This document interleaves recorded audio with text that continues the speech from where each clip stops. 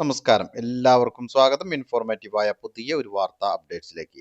സംസ്ഥാനത്ത് പ്രഖ്യാപിച്ച സ്ത്രീ സുരക്ഷാ പെൻഷൻ 3000 രൂപ, അതായത് 3 ഗഡു ഒരുമിച്ച് വിതരണം. ഇതിനെ സംബന്ധിച്ച കൂടുതൽ വിശദ വിവരങ്ങൾ, അതോടൊപ്പം തന്നെ ബഹുമാനപ്പെട്ട വിദ്യാഭ്യാസ മന്ത്രിയുടെ പ്രത്യേകമായിട്ടുള്ള അറിയിപ്പും വന്നിരിക്കുകയാണ്. വളരെ പ്രധാനപ്പെട്ട ചില അപ്ഡേറ്റുകളാണ് പങ്കുവെക്കുന്നത്. വീഡിയോ മുഴുവനായി ശ്രദ്ധിക്കുക. മറ്റുള്ളവരിലേക്കും ഈ ഇൻഫർമേഷൻ ഷെയർ ചെയ്തെത്തിക്കുവാനും നിങ്ങൾ മറക്കരുത്. അപ്പോൾ നമുക്ക് വിശദമായിട്ടുള്ള അറിയിപ്പുകൾ എന്തൊക്കെയാണെന്ന് നോക്കാം. ഒന്നാമത്തെ അറിയിപ്പ് വിദ്യാഭ്യാസ മന്ത്രിയുടെ ഒരു പ്രത്യേകമായിട്ടുള്ള അറിയിപ്പാണ് വന്നിരിക്കുന്നത്. സംസ്ഥാനത്തെ കുട്ടികൾ പഠിക്കുന്ന പാഠപുസ്തകങ്ങളുടെ വലിപ്പം കുറയ്ക്കണമെന്ന് വിദ്യാഭ്യാസ മന്ത്രി വി ശിവൻകുട്ടി.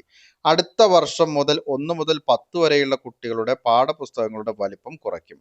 പരീക്ഷാ സമ്പ്രദായത്തിന് മാറ്റം വരണം എന്ന അഭിപ്രായമുണ്ട്. 1-ാം ക്ലാസ്സിലേക്ക് പ്രവേശന പരീക്ഷ വിദ്യാഭ്യാസ അവകാശ നിയമത്തിന് എതിരാണ്. ഒരു കാരണവശാലും നടത്താൻ പാടില്ല എന്നും മന്ത്രി അറിയിച്ചു. അടുത്തതായി ശ്രദ്ധിച്ചിരിക്കേണ്ട മറ്റൊരു അറിയിപ്പ് സംസ്ഥാന സർക്കാർ പ്രഖ്യാപിച്ച ഒരു പെൻഷൻ പദ്ധതിയാണ്. 35 വയസ്സ് കഴിഞ്ഞിട്ടുള്ള യോഗ്യരായിട്ടുള്ള സ്ത്രീകൾക്ക് 1000 രൂപ പ്രതിമാസ പെൻഷൻ നൽകുന്ന ഒരു പദ്ധതി. ഇതൊരു സ്ത്രീ സുരക്ഷാ പെൻഷൻ പദ്ധതിയാണ്.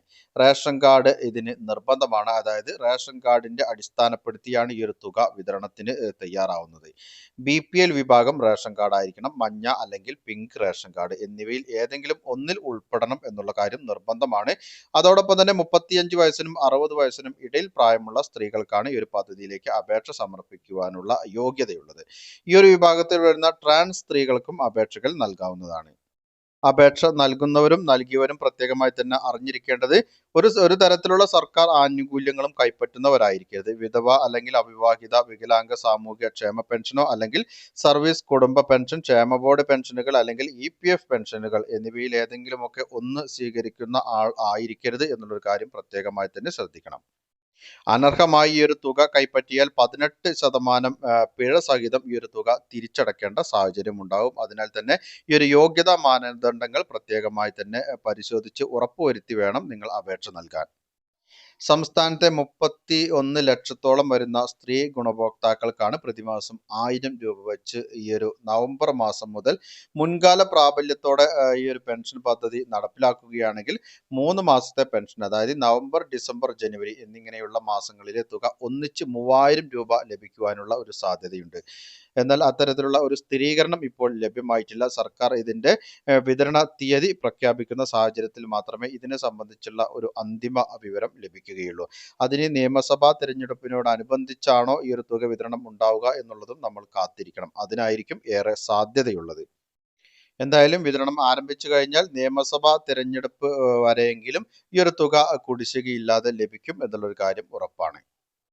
അടുത്ത അറിയിപ്പ് ജനങ്ങളിൽ നിന്ന് അഭിപ്രായങ്ങളും നിർദ്ദേശങ്ങളും സ്വീകരിക്കുന്ന നവകേരളം സിറ്റിസൺസ് റെസ്പോൺസ് പ്രോഗ്രാം സംസ്ഥാനത്ത് ആരംഭിച്ചു. ഇത് വീടുകളിൽ കയറിയുള്ള ഒരു അഭിപ്രായം തേടലാണ്. 2026 ഫെബ്രുവരി 28 വരെയാണ് ഈ ഒരു പ്രോഗ്രാം നടക്കുക.